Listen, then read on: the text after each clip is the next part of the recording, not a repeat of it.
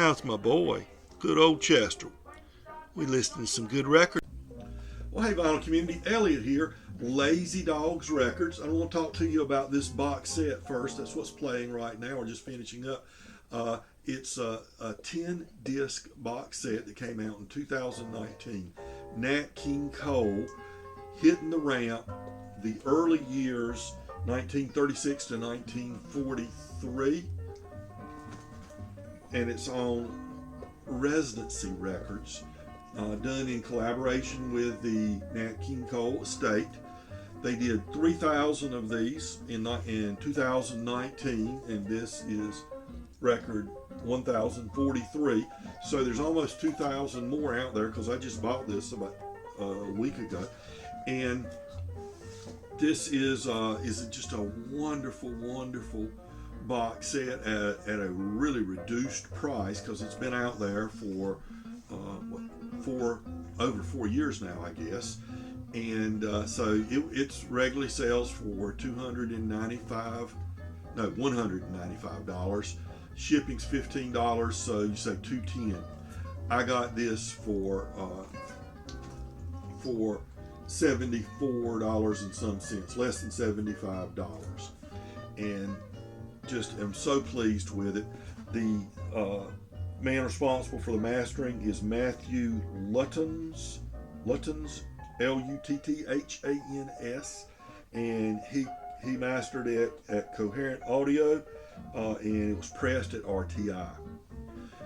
180 gram, which you know how much that means. Not that much, but they're flat records. They don't have any scuffs on them. I cleaned each one of them, of course, before I played them for the first time. So far, and I'm 4 records in, so far they play beautifully. No issues whatsoever.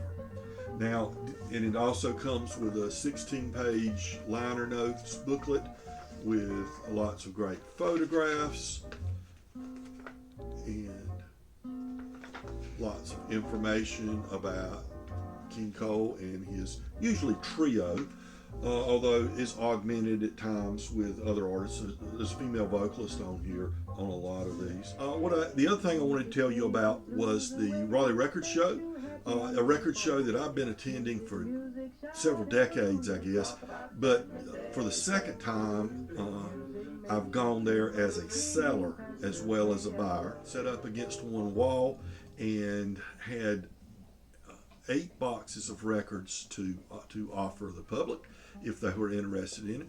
One thing I learned from the last show is don't carry bargain bin records, because the amount of effort in packing up and hauling back and forth of dollar bin or $2 bin records or anything like that far outweighs any profit or any money you might make selling them. I didn't have many people buy them last time, so it was something I won't do again. But I had very reasonably priced records. I had 4 boxes of records that were basically records I'd acquired through record collections I'd bought and just general crate digging. And those records I had visually inspected, but I had not cleaned, I had not put in outer sleeves or anything like that.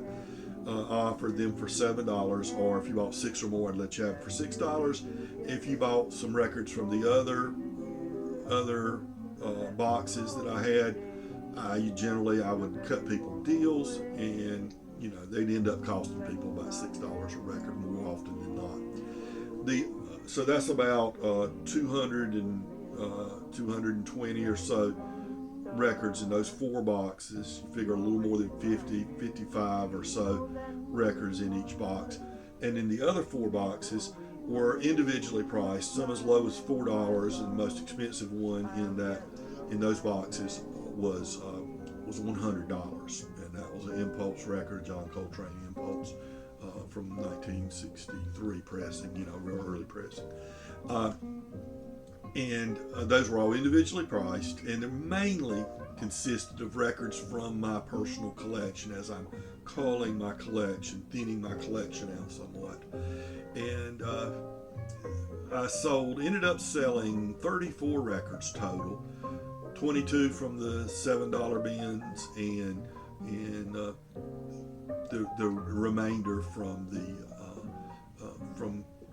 the other boxes of records. Usually there were records that were $16, $12, $8, $22, that sort of thing. I did sell one box set. I had marked for $60, and I ended up selling it to a fellow that was interested in it, but we made a deal, and I sold it to him for $50. Anytime anybody bought more than one record from me, I made sure, say if they totaled up to $54 or something like that, I said, let's just call it 50 or something like that. So I tried to be reasonable with my prices. I think my prices were reasonable to begin with. And I had a lot of fun, talked to the people at the table beside me on each side, and the day, passed pretty quickly. Opened from 10 to 4, but people got there earlier than that, and of course the other sellers mill around and buy stuff from each other before 10, but general public was coming in before 10, and we were out of there about 3:15 or so. Nobody's coming after about 2:30 anyway, so people start heading, packing up not too long after about 2:30. And but it was a good day. I enjoyed it. I ended up buying 25 records from other sellers, but all of them bargains. I mean, we made some nice deals, and I want to share those with you. I will say the most outrageous price I saw. Now, I recently bought a Mobile Fidelity Sound Lab sealed copy of Bill Withers' Steel Bill, and I know I got a good deal on it. I paid $28 for it. I know I got a good deal on it, but it's really not selling for more than about, $35 to $45 is, a general price you'll see for it, And but I saw a fellow had it for sale, and he had it marked for $150. I said, whoa. I hope nobody walks in and just throws down $150 and takes that, because they could have gone on Discogs and got it for $45 or $50 or less. Anyway, that was the most outrageous. But most sellers were ready to bargain. There was one fellow that drove 700 miles in an RV, had 2 tables set up, and everything he was selling was half off whatever the sticker says. And the sticker prices were reasonable prices. So I got a bunch from him, a bunch from other guys. A couple people were like, show me what you're interested in. Don't worry about what price says, and we'll negotiate a price. And so I ended up doing that for several copies. So let me show you, before this runs too long, what I got. Now, I broke it down not by who I bought it from, but by the genre, more or less. And I will say, the guy that had them for half off, I got about 7 or 8 records from him specifically, just to turn around and clean up, put in an outer sleeve, and resell. Because they ended up being, he had them for $6 and $4, and that was a reasonable price for them. And so half off of that, I was getting them for $3 or $2. So I turn around and sell them after I upgrade them a little bit first. Jazz first.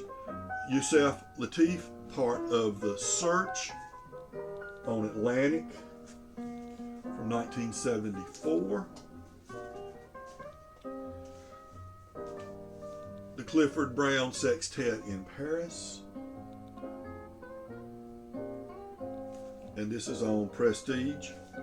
And while the jacket doesn't look great, a white jacket, how they're going to get they're going to show their age, get a little brown stain on and everything.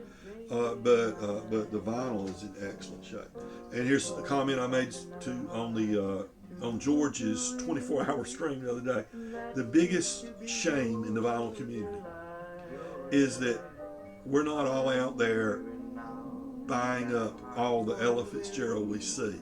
There's no reason Ella Fitzgerald, there's no reason I should be able to buy VG plus Ella Fitzgerald records for $1.50. But look, $1.50, because they were marked $3.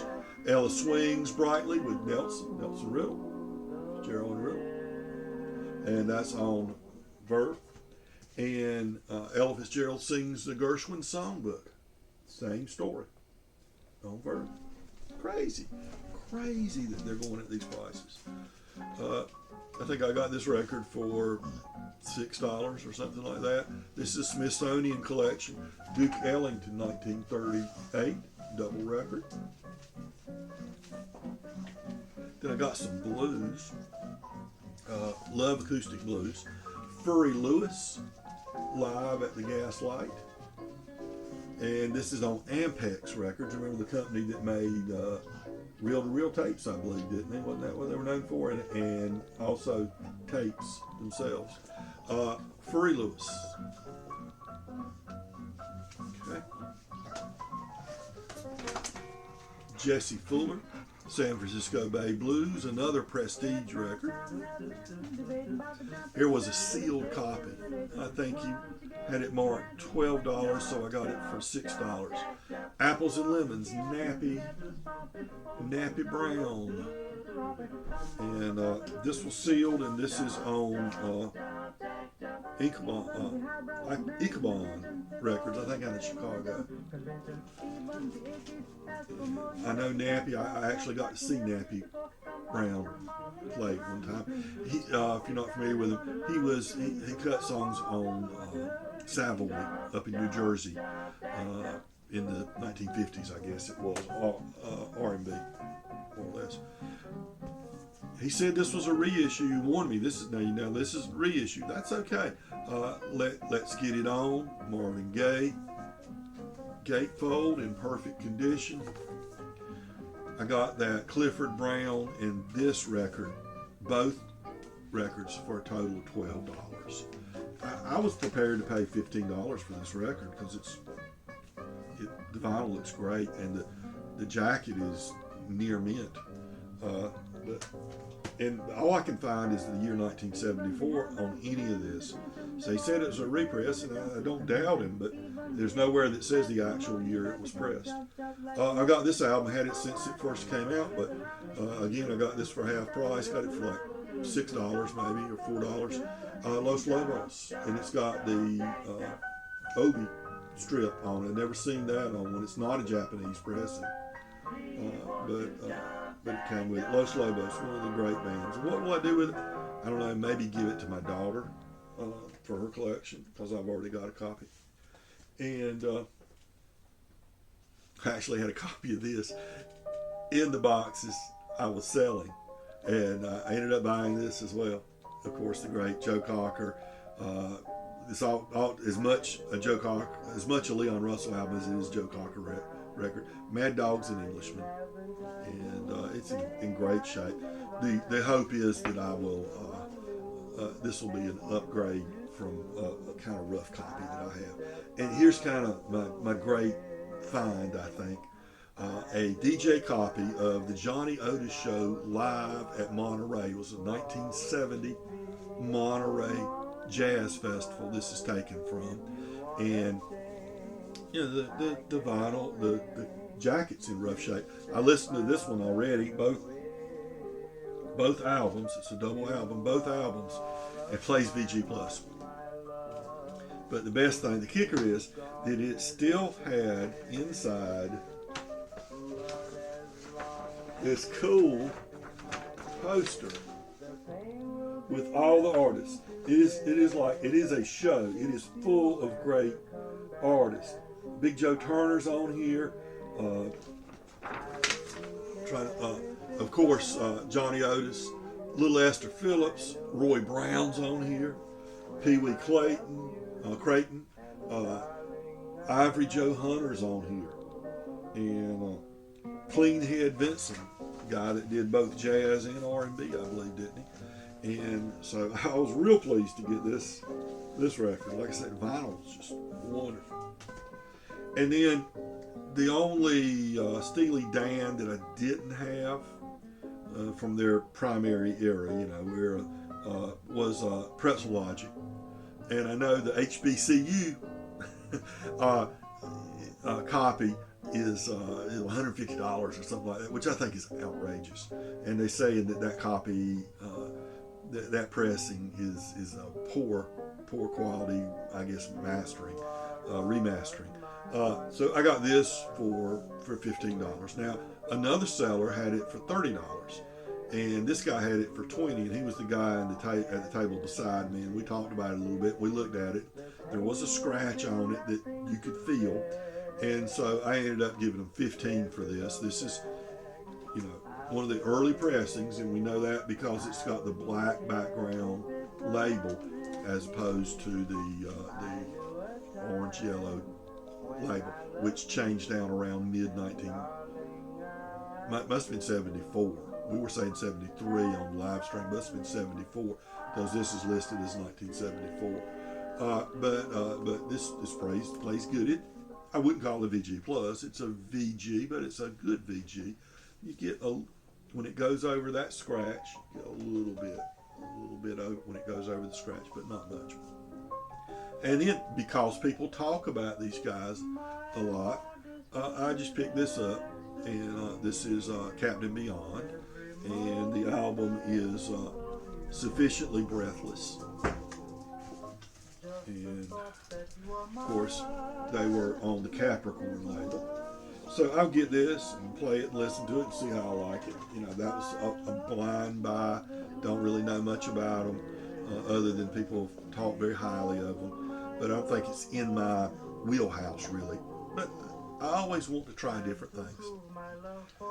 And how about Mickey Hart solo album from 1972. And this is called Rolling Thunder. And as Jack pointed out on the live stream when I was showing this, it's the green, not the palm tree label. This was most of the Grateful Dead members play on this album in some regard. But the best deal, definitely in my wheelhouse, what I consider one of the best albums in the acoustic realm ever. Ricky Skaggs and Tony Rice, Skaggs and Rice, their tribute to the great duos like the Monroe Brothers, the Delmore Brothers, those sorts of bands that from the 1930s and 40s. On Sugar Hill, plays wonderfully, beautifully. Got so many greats. Bury Me Beneath the Weeping Willow. There's More Pretty Girls Than One. Where the Soul of Man Never Dies. The Old Crossroads. Touching. Talk About Suffering Here Below. Stuff that really, pulls at the heartstrings. And the great musicianship. Nothing but Tony Rice playing acoustic guitar and Ricky Skaggs playing David Grisman's mandolin he used on this recording. I had this recording when it first came out, this album when it first came out. It got ruined in the 2014 great mold and mildew catastrophe of this basement. And I rebought it on Discogs, but the copy is not great. It's a VG copy, so now I've been able to upgrade. Folks, this is a $30, $40, $50 record. And because it's hard to get, it's Tony Rice. All Tony Rice's records are expensive. Hit it for $20 at the half off place, so I got it for $10. So I couldn't have done better. So that's a look. The worst thing about the Raleigh Roadshow this time was it was pouring rain when I left, so I had to haul all those boxes in the rain in the parking lot, those cardboard boxes I had, into to put into the truck, and so got to deal with that. That wasn't any fun. And drive home in the pouring rain. But all in all, record shows.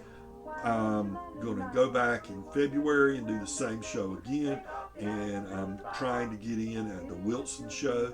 I'm on the waiting list. I think I'm first in line on the waiting list if somebody cancels for a March record show.